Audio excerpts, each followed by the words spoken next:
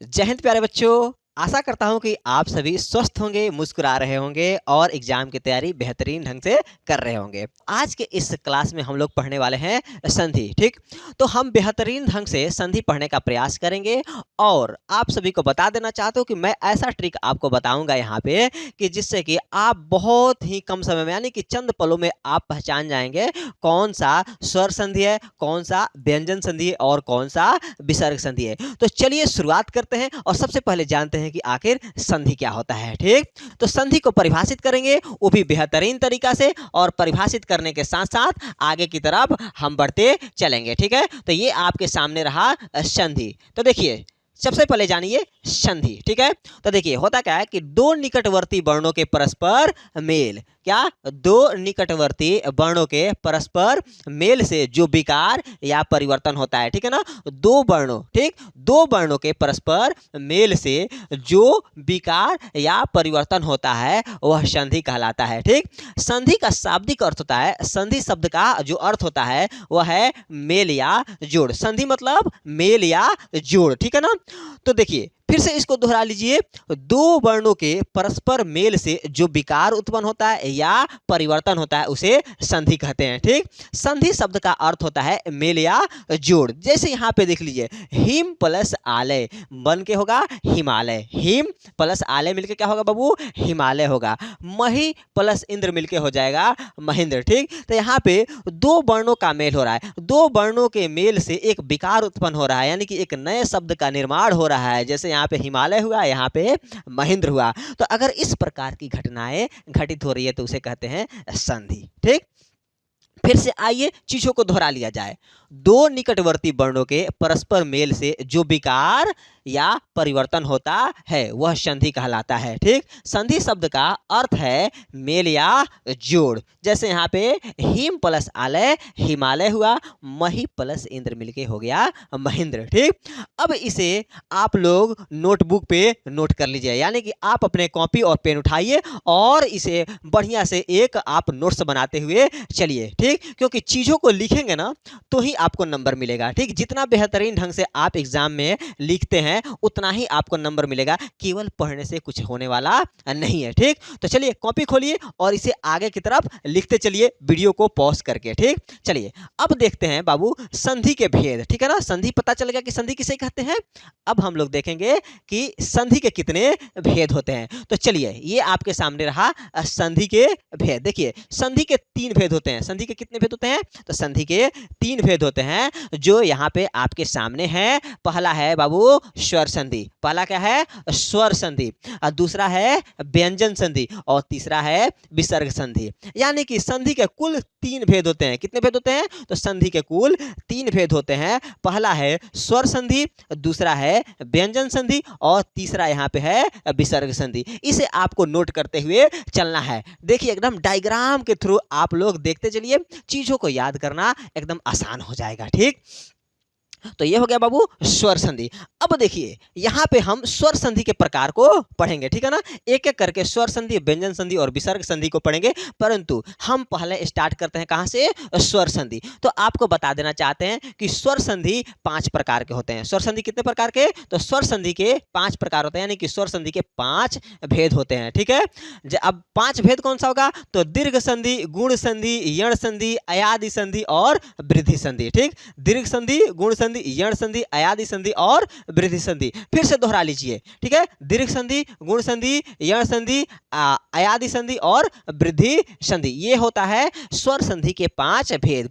तो हम बारी बारी से करके एक एक को पढ़ते हुए आगे की तरफ बढ़ते हैं। ठीक, आप इसे जो अभी हम बोले हैं उसे सुनकर लिख सकते हैं। ठीक है ना, नोटबुक पे लिख लीजिए। चलिए आगे आइए, अब देखते हैं आखिर में स्वर संधि क्या होता है। ये रहा सामने आपका स्वर संधि, देखिए इसे।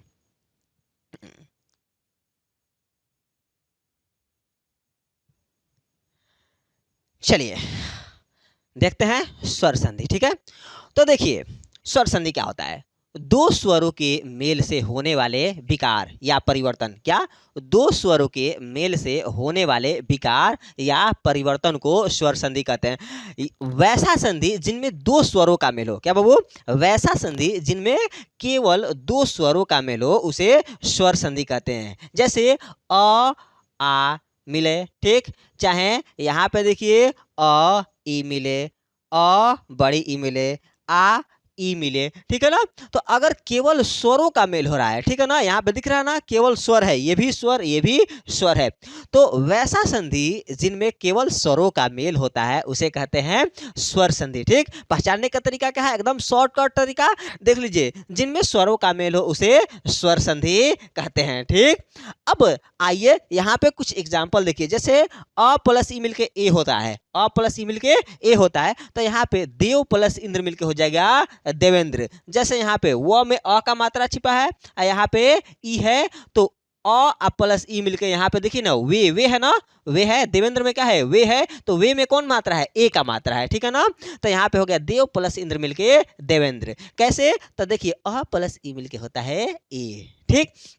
वैसे ही देखिए अ प्लस बड़ी ई मिलके होता है ए, तो परम प्लस ईश्वर मिलके हो जाएगा परमेश्वर। यहाँ पे देखिए आ प्लस ई मिलके ए होता है, तो महा प्लस इंद्र मिलके हो जाएगा महेंद्र। यहाँ पे ए का मात्रा दिख रहा है हे, यहाँ पे में, यहाँ पे वे, सब पे ए का मात्रा दिख रहा है ना।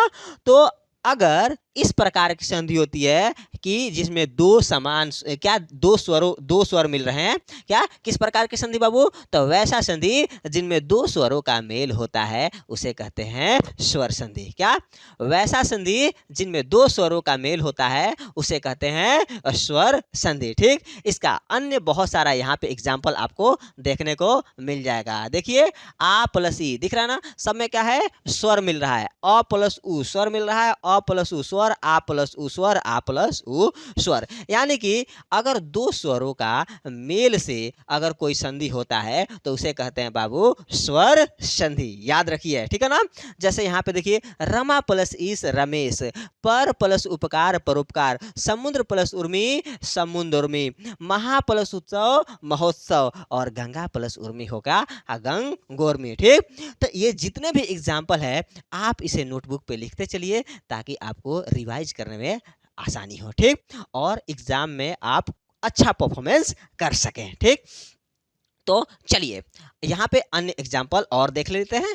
ये देखिए यहाँ पे बहुत सारे एग्जाम्पल आपके लिए मैं लिख दिया हूँ, ठीक है ना। ये सारे एग्जाम्पल दिख रहा है, इस सारे एग्जाम्पल को आप लोग वीडियो पॉज करके और अपने नोटबुक पे नोट करते चलिए। ठीक, क्यों, क्योंकि जब भी आप नोटबुक को बेहतर तरीका से पढ़ेंगे, बेहतर तरीका से लिखेंगे तो एग्जाम में अच्छा परफॉर्म करेंगे। ठीक, तो आइए अन्य एग्जाम्पल के साथ साथ हम आगे बढ़ते हैं कि स्वर संधि के प्रकार कितने होते हैं।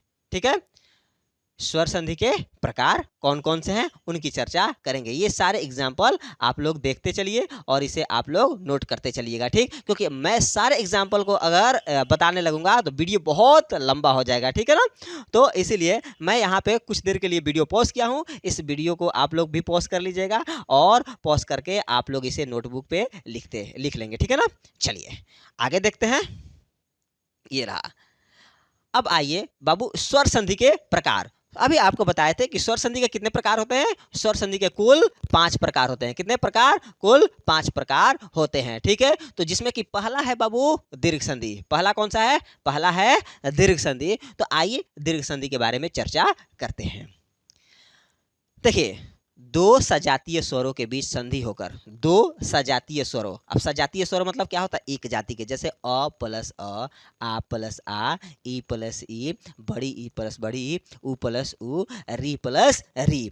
अगर इस प्रकार के समान स्वरों का मेल हो रहा है, ठीक है ना, तो उसे कहेंगे कि बाबू ये दीर्घ संधि है। देखिए दो सजातीय स्वरों के बीच संधि होकर उनके दीर्घ रूप हो जाते हैं तो उन्हें कहते हैं दीर्घ संधि। जैसे यहाँ पे देखिए, यहाँ पे है अ प्लस अ मिलके आ हो जाएगा, दिख रहा है ना, दो समान स्वर है अ, ठीक है, अ प्लस अ, दो समान स्वर है। तो अगर दो समान स्वरों के मेल से संधि हो रहा है तो उसे कहते हैं कि वह दीर्घ संधि है। जैसे मत प्लस अनुसार, मता अनुसार। यहाँ पे देखिए आ प्लस आ, दिख रहा ना, आ प्लस आ, दोनों समान स्वर हैं, तो दोनों समान स्वर है तो ये कहा जाएगा कि ये दीर्घ संधि है। जैसे विद्या प्लस आलय मिलकर हो जाएगा विद्यालय। तो ये स्वर संधि का कौन सा प्रकार है? पहला प्रकार है दीर्घ संधि। दीर्घ संधि में क्या होगा? दो समान स्वरों के मेल होंगे। क्या? दो समान स्वरों के मेल होंगे, ठीक है ना। यहाँ पे अ प्लस आ प्लस आ, ई प्लस ई, उ प्लस उ। अगला एग्जाम्पल यहाँ पे देख लिया जाए। देखिए यहाँ पे एग्जाम्पल थर्ड है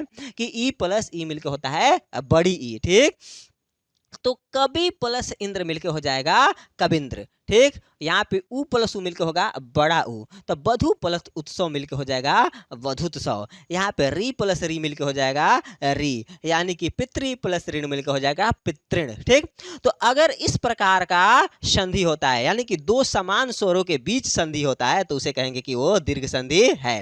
अ प्लस आ प्लस आ, छोटी ई प्लस छोटी ई, बड़ी ई प्लस बड़ी ई, छोटा उ प्लस छोटा उ, बड़ा उ प्लस बड़ा उ, री प्लस री। अगर इस प्रकार का संधि हो रहा है तो हम बोलेंगे कि वह है दीर्घ संधि। ये शॉर्टकट तरीका है, इसे याद करके रख लेना है, ठीक। अब आते हैं बाबू दीर्घ संधि के बाद से यहाँ पे अब इसका दूसरा प्रकार है बाबू गुण संधि, ठीक। आप जो पीछे वाला दीर्घ संधि पढ़े हैं उसे भी आप लोग नोटबुक पे लिखते हुए चलिए, ताकि आपको बाद में पढ़ने में आसानी हो जाए, ठीक। आप चीज़ों को याद कर सकें। आइए अब देखते हैं बाबू गुण संधि, ठीक है। तो देखिए गुण संधि की पहचान क्या है। गुण संधि को पहचानने का आसान तरीका यहाँ बता रहे हैं। देखिए अ और आ में छोटी ई मिल जाए या बड़ी ई मिल जाए तो ए बनता है, ठीक है। आ के साथ छोटी ई बड़ी ई मिल जाए तो ए बनता है, और आ के साथ छोटा उ बड़ा उ मिल जाए तो ओ बनता है, और आ के साथ री मिल जाता है तो अर बनता है, ठीक। क्या? आ के साथ छोटी ई बड़ी ई मिल जाए तो ए बनेगा, आ के साथ छोटा उ बड़ा उ मिलेगा तो ओ बनेगा, और आ के साथ री मिल जाएगा तो अर बनेगा, ठीक है ना। तो पहचानने का तरीका क्या है? अगर ए ओ अर आता है तो हो जाएगा गुण संधि, ठीक। दीर्घ संधि का क्या था? तो दीर्घ संधि में था कि दो समान स्वरों के मेल से, ठीक है ना। जैसे अ प्लस आ प्लस आ, ई प्लस ई, उ प्लस उ, री प्लस री था, वो था दीर्घ संधि, समान स्वर। यहाँ पे कह रहा है कि दो स्वरों के मेल से अगर ए ओ अर बनता है, क्या? ए ओ अर बनता है तो होता है गुण संधि। ट्रिक क्या है बाबू? ट्रिक यही है कि ए ओ अर अगर दिख जाए तो हमें वहां पे पहचान लेना होगा कि वो गुण संधि ही है। एग्जाम्पल यहाँ पे देख लीजिए। एग्जाम्पल ये रहा। एग्जाम्पल ये है, यहाँ पे देव प्लस इंद्र मिलकर हो जाएगा देवेंद्र। क्या? देव प्लस इंद्र मिलकर हो जाएगा बाबू देवेंद्र। दिख रहा है ना? देव प्लस इंद्र मिलकर क्या होगा? देवेंद्र। अब कैसे? अ प्लस ई मिला है। क्या है? अ प्लस ई मिला है। तो देखिए यहाँ पे देव व में क्या है? अ का मात्रा है, और यहाँ पे ई है, तो अ और ई मिलकर बन गया है ए, देवेंद्र, ठीक है ना। वे है ना, तो वे में किसका मात्रा है? ए का मात्रा है, ठीक है। तो अगर इस प्रकार का संधि होता है तो ये होता है बाबू गुण संधि, ठीक। देख लीजिए अ प्लस ई मिलके ए बनेगा, देव प्लस इंद्र मिलके हो जाएगा देवेंद्र, ठीक है। तो अ प्लस ई मिलके ए बने, चाहे यहाँ पे देख लीजिए ओ बने या अर बने, ए ओ अर, तीन गो शब्द है, और तीन गो है यहाँ पे, देख रहे हैं तीन गो चीज है, ए ओ अर। अगर ए ओ अर का निर्माण हो रहा है तो हम उसे कहेंगे कि गुण संधि है। अगला एग्जाम्पल यहाँ पे देख लीजिए। अगला एग्जाम्पल है अ प्लस ई मिलके ए बन रहा है, तो जैसे देव प्लस इस मिलके देवेश। अ प्लस उ मिलके ओ बन रहा है, तो यहाँ पे चंद्र प्लस उदय मिलके चंद्रोदय। चंद्र प्लस उदय मिलके क्या बन रहा है? तो चंद्र प्लस उदय मिलके हो रहा है चंद्रोदय। अगला एग्जाम्पल यहाँ पे देख लीजिए। अ प्लस उ मिलके ओ का निर्माण होगा। क्या बताए थे? ए ओ अर। ए ओ अर होगा तो गुण संधि होगा। तो जैसे अ प्लस उ मिलके ओ बन रहा है, तो जल प्लस उर्मी मिलके हो जाएगा जलोर्मी। जल प्लस उर्मी मिलके हो जाएगा जलोर्मी, ठीक है। और यहाँ पे देखिए आ प्लस री मिलके होगा अर, तो महा प्लस ऋषि मिलके हो जाएगा महर्षि। क्या? महा प्लस ऋषि मिलके हो जाएगा महर्षि, ठीक। तो अगर इस प्रकार का संधि हो रहा है तो हम सीधे सीधी पहचान जाएंगे कि वो गुण संधि है। ठीक है ना, क्या बाबू, वो गुण संधि है। ठीक, और इसका जो अन्य प्रकार होगा यहाँ पे देख लीजिए, जैसे वृद्धि संधि है। ठीक है, ये वृद्धि संधि है। अब वृद्धि संधि के बाद यहाँ पे देखिए बाबू, ये यण संधि है और उसके बाद आएगा अयाधि संधि। ये आएगा बाबू अयाधि संधि। देखिएगा यहाँ पे ये रहा, हाँ ये रहा अयाधि संधि। इन सब के बारे में हम नेक्स्ट वाले वीडियो में पढ़ेंगे। ठीक है, तो आप लोग नेक्स्ट वीडियो देखिए। ठीक है, इसके लिए तब तक के लिए धन्यवाद। एग्जाम की तैयारी आप सभी करते रहिए बेहतरीन ढंग से और हमारे साथ आप लोग बने रहिए। मैं आप सभी के लिए बेहतरीन कोर्स लेकर आने वाला हूँ। तब तक के लिए थैंक यू।